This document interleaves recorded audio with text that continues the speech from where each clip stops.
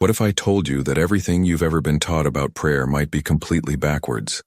That the prayers you've been saying your entire life could actually be reinforcing the very problems you're desperately trying to solve?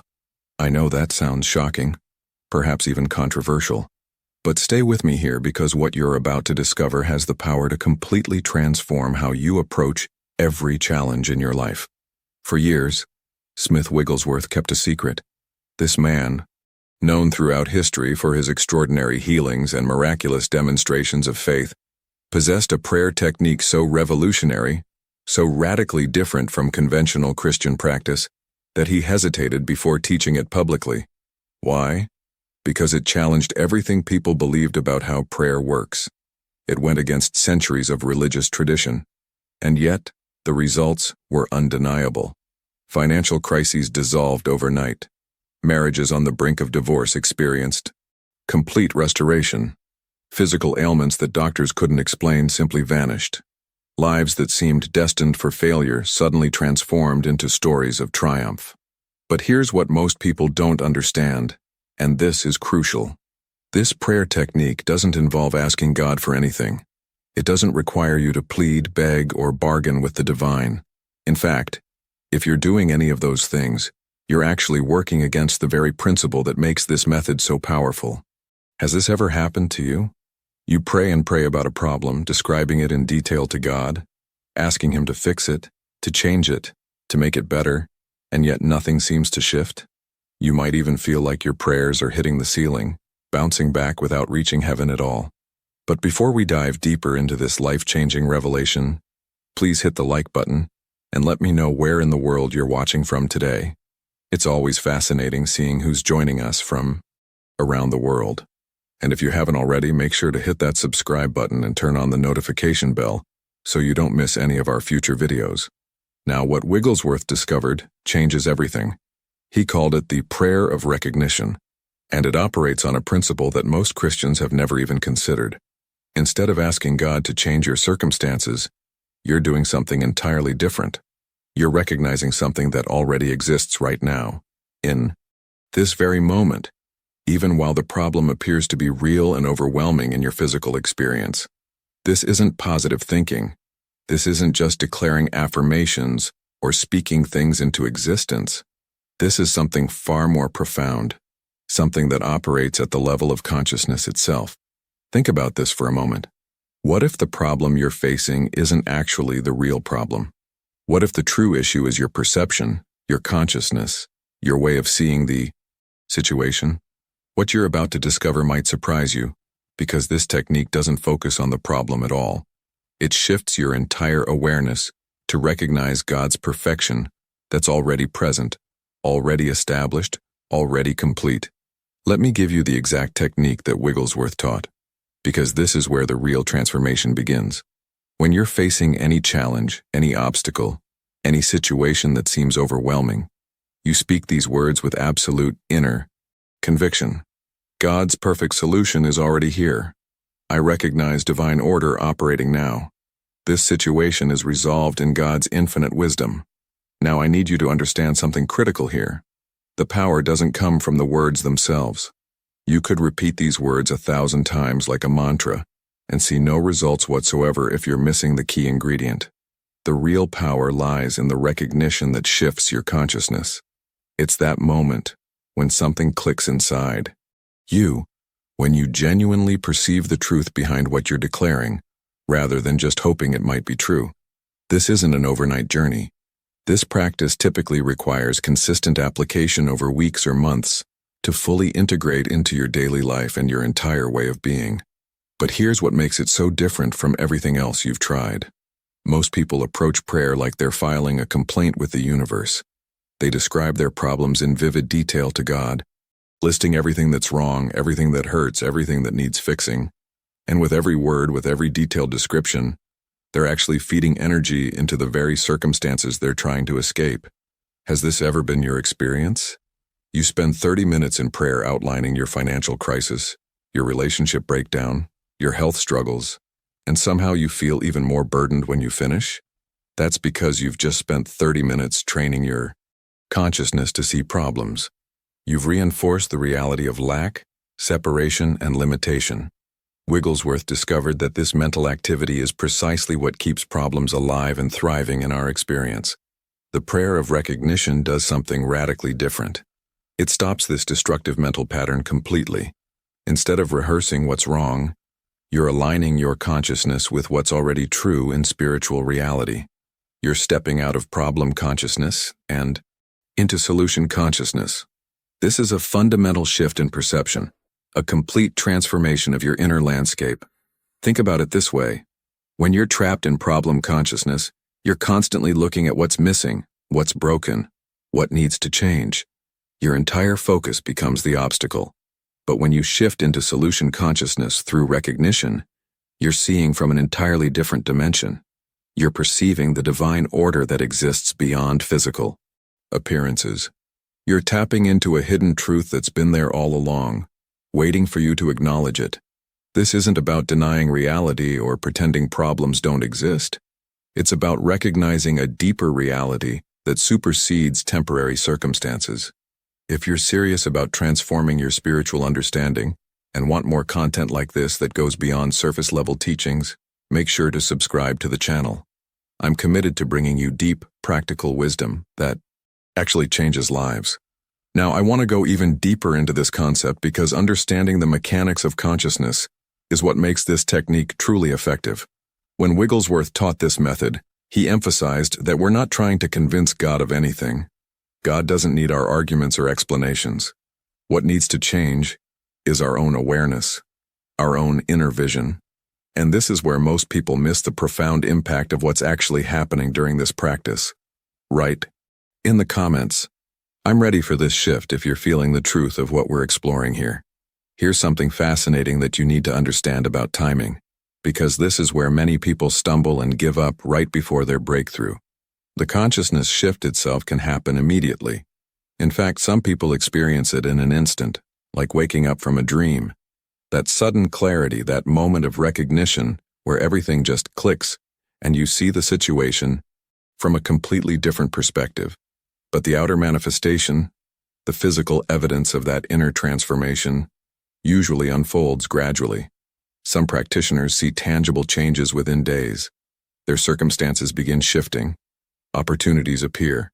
Solutions emerge, seemingly out of nowhere. For others, it takes weeks of consistent practice before the breakthrough occurs in their external reality. And this is where the real test of your commitment comes in. The key is persistence, without desperation. Do you see the difference? Desperation is still operating from problem consciousness. It's saying, "I need this to work right now, or I'm doomed." But true persistence comes from a different place entirely. You're practicing recognition not because God needs to do something for you, but because you're training yourself to see what's already there. You're developing a new way of perceiving reality itself. It's like learning a new language or developing a new skill. At first, it feels awkward and unnatural.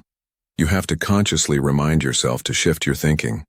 But with consistent practice, it becomes your default mode of operation. What Wigglesworth discovered through decades of spiritual healing work is perhaps the most liberating revelation you'll ever encounter. Every single problem exists only in human consciousness. Now, before you dismiss that as spiritual bypassing or denying reality, let me explain what this actually means. In God's consciousness, which is the only real consciousness, the only permanent and eternal consciousness, perfection is already established. It can never be disturbed, never be threatened, never be diminished. This perfection exists right now, in this very moment, regardless of what your physical senses are telling you. The challenge we face as human beings is that we've been trained since birth to identify exclusively with human consciousness. We see through the lens of limitation, separation, and lack. We believe what our eyes show us is the complete picture of reality. But what if it's not? What if physical appearances are just shadows on the wall? Temporary projections of deeper spiritual truths. When you practice the prayer of recognition, you're not trying to change God's mind about your situation. God's mind has never changed. Divine perfection has always been present. What you're actually doing is changing your own consciousness to align with God's eternal perfection. You're learning to see what God sees, to know what God knows. This is the hidden truth behind every miraculous healing, every impossible restoration, every unexplainable breakthrough that Wigglesworth witnessed throughout his ministry. He wasn't begging God to intervene. He was recognizing the divine reality that was already present, and his recognition allowed that reality to manifest in physical form. The impact of this understanding on your daily life cannot be overstated. When you truly grasp that problems exist only in consciousness, not in reality, everything changes. Your relationship with challenges transforms completely. You're no longer fighting against circumstances. You're simply adjusting your vision, tuning into a frequency that's been broadcasting all along, but that you couldn't perceive before. Now let me show you exactly what happens when people begin applying this principle consistently in their actual lives, because the testimonies are absolutely remarkable. Write in the comments, "I'm changing my consciousness," if this revelation is landing for you right now. Take Margaret, for instance. She was a single mother staring down eviction after 3 months of unemployment. Every job application felt like throwing stones into a bottomless pit. Nothing was coming back. The desperation was suffocating her, creating this vicious cycle where her anxiety about money was actually blocking the very opportunities she needed to see. Her mind was consumed with lack, with fear, with worst-case scenarios playing on repeat. But then she discovered Wigglesworth's prayer of recognition during the darkest moment of her crisis. She began practicing it daily, speaking with genuine conviction. God's perfect provision is already here. I recognize divine order operating now. Now Margaret told me something profound about what happened next. For the first week, nothing changed externally. Bills still piled up. Her bank account still showed the same painful numbers. But something was shifting inside her consciousness. After 2 weeks of consistent practice, she experienced what she described as a complete internal transformation. Her consciousness moved from desperate seeking to confident knowing. She wasn't hoping provision would come. She was recognizing it was already present, already established, already moving toward manifestation. And here's where it gets really interesting. Within a month of this consciousness shift, she found full-time employment through what seemed like pure chance, a casual conversation with her neighbor about something completely unrelated that led to an unexpected opportunity. But was it really chance? Or was her transformed consciousness now able to perceive and receive what had been there all along? David's journey reveals another dimension of this principle. He's an accountant, logical and analytical by nature, and his marriage had deteriorated to the point where divorce seemed inevitable. Years of accumulated resentment had created what felt like an unbridgeable gap between him and his wife. They'd tried counseling. They'd tried date nights. They'd tried everything conventional wisdom suggests for struggling marriages. Nothing was working, because they were both operating from problem consciousness, constantly focusing on what was wrong, what needed fixing, what the other person should change. Then David encountered the prayer of recognition and made a decision that seemed almost naive to his rational mind. He began declaring daily, "God's perfect love is already here. I recognize divine harmony operating now." For months he maintained this practice even when his wife's behavior didn't change, even when arguments still erupted, even when circumstances looked exactly the same. But David was undergoing an internal revolution. Instead of mentally cataloging his wife's faults, he began recognizing the divine love that existed between them at a level deeper than personality conflicts. His transformed consciousness created space for something miraculous to unfold. 6 months later, they celebrated what felt like an entirely renewed marriage. The breakthrough came when David realized the problem had never been their circumstances, their compatibility, or even their communication patterns. The problem had been his consciousness, his way of perceiving the relationship. When that shifted, everything else shifted naturally. These aren't isolated incidents or exceptional cases. This is what happens when you consistently align your consciousness with divine reality rather than human appearances. The transformation happens from the inside out, changing your entire experience of life itself. But here's what I find most remarkable about both of these stories, and countless others like them. Write in the comments, "Recognition changes everything," if you're beginning to see how this principle applies to your own situation right now. Sarah's story takes this principle into an even more challenging territory. She was a business owner watching everything she'd built over years crumble in front of her eyes. A major client canceled their contract, and it created a domino effect that pushed her consulting firm toward bankruptcy. The fear was paralyzing. For weeks, she couldn't think clearly, couldn't make good decisions, couldn't see any way forward.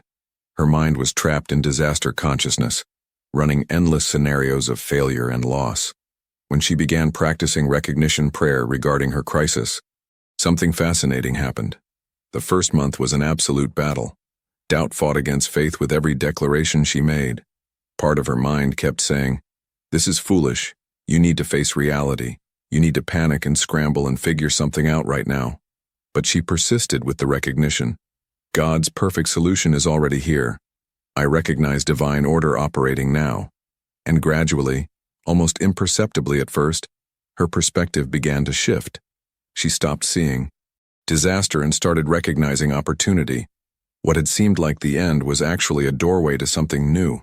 Within 8 months, her business had not only recovered but expanded beyond its previous size. She'd attracted better clients, developed more innovative services, discovered revenue streams she'd never considered before. Sarah learned something that transformed her entire approach to challenges. Problems often contain seeds of greater good that are visible only through transformed consciousness. What looks like catastrophe from one level of awareness reveals itself as divine orchestration from another. If this message resonated with your spirit today, show me by hitting that like button. It takes 1 second, but it helps this content reach others who are searching for these exact answers.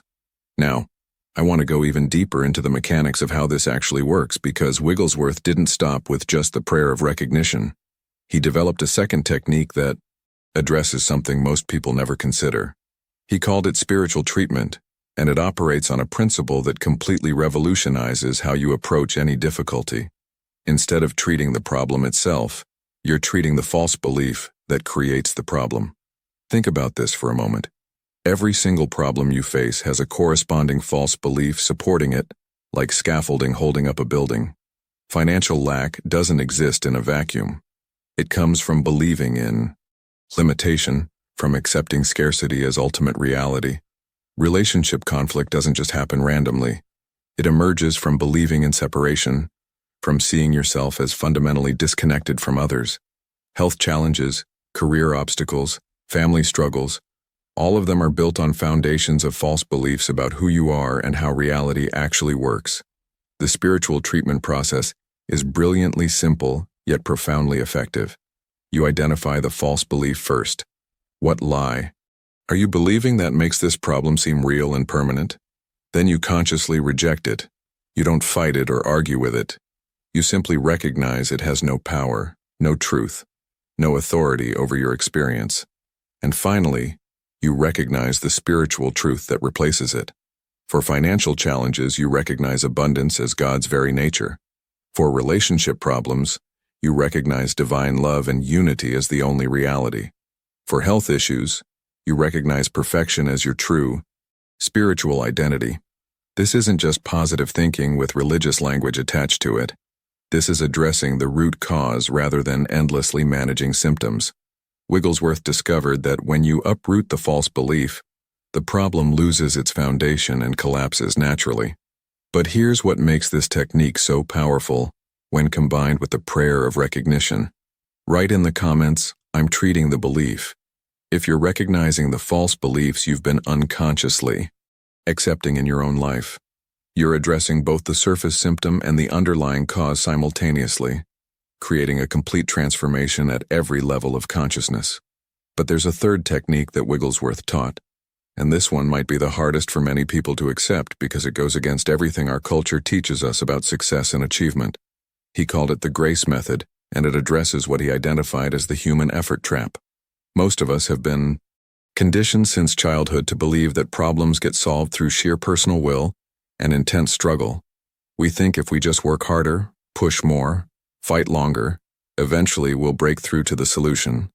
But here's what Wigglesworth discovered that turned conventional wisdom completely upside down.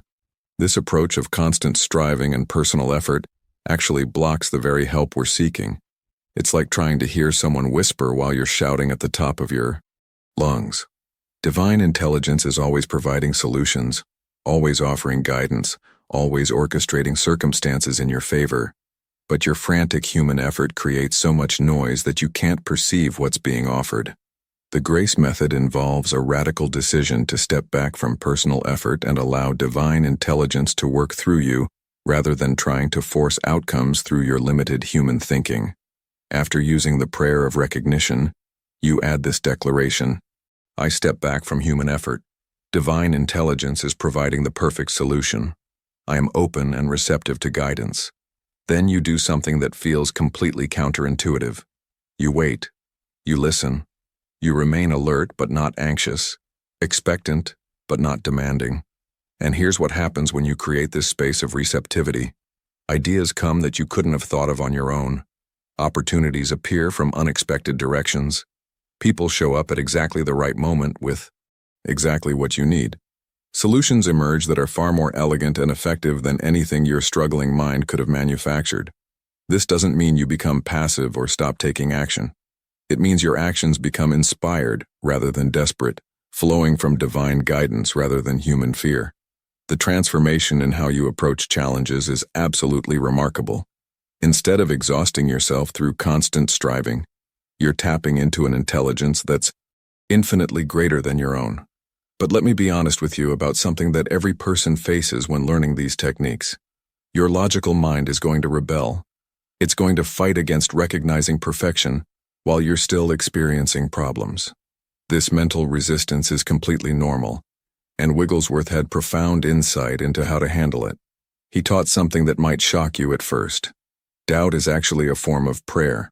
When you doubt that divine perfection is present, when you question whether this recognition technique really works, you're unconsciously praying for your problems to continue.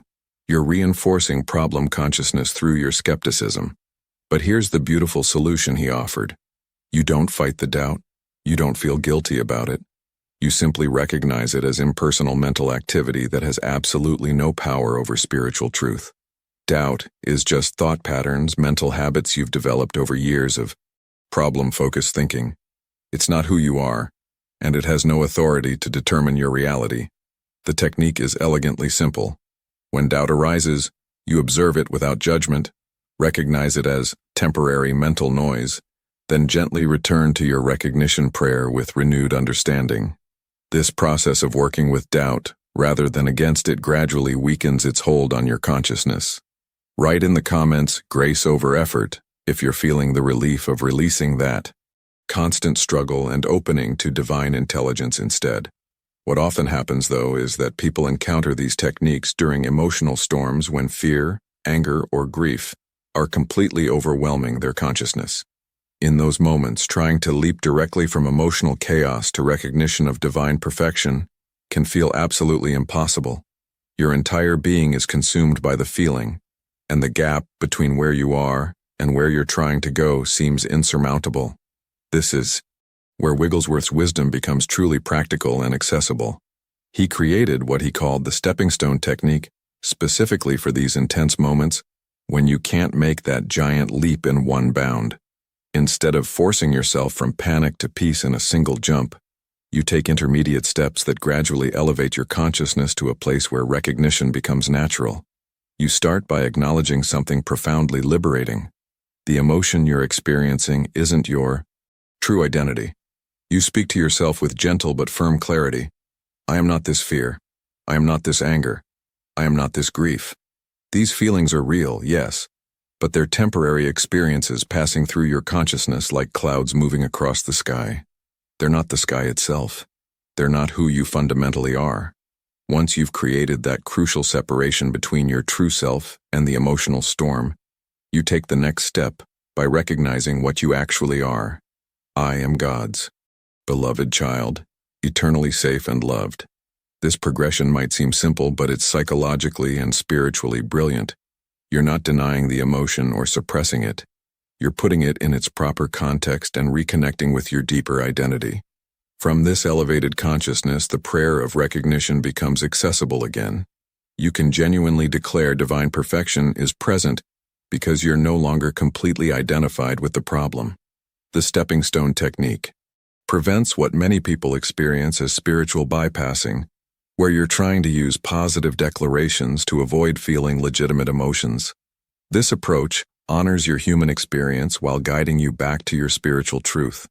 Now, I want to reveal what Wigglesworth considered his most advanced and transformative technique. And this is where everything we've discussed comes together into a complete understanding of who you really are. He called it Christ consciousness recognition. And before you react to the terminology, let me explain exactly what this means.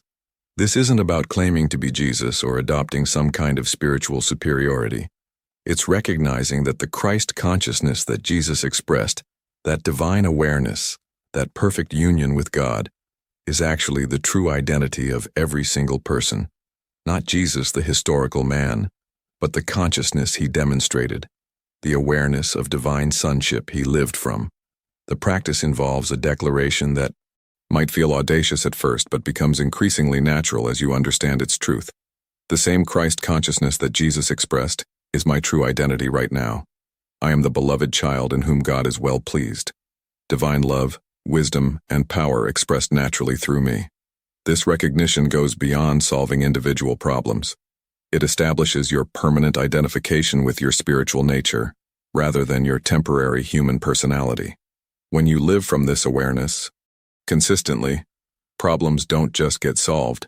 They increasingly fail to arise in the first place because your consciousness has been elevated to a dimension where many challenges simply cannot exist. This is the ultimate journey Wigglesworth was inviting people to take